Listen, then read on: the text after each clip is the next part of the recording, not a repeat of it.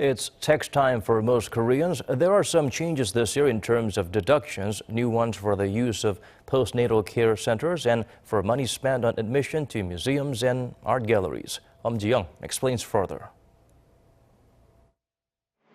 The National Tax Service announced some changes to the way people will file taxes this year. Newly available is a special deduction of up to $1,700 for the use of postnatal care centers. Those eligible are people earning less than about $60,000 a year. To get the benefit, the user of postnatal care centers will have to submit receipts to the company they work for.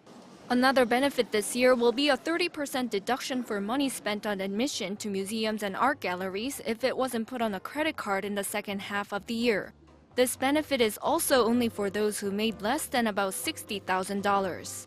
If that amount puts you over the deduction limit of 20% of your income for the year, it can be deducted in the category of books and performance fees, which is separate and has a limit of about $860.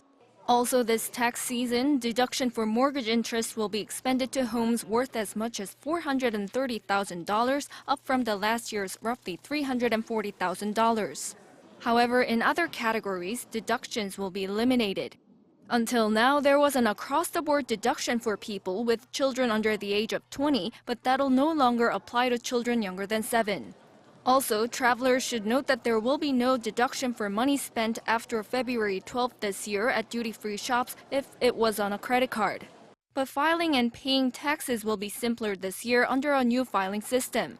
The details of that will be released on the 15th of next month. Full-time workers generally will have to file their taxes by March 10th.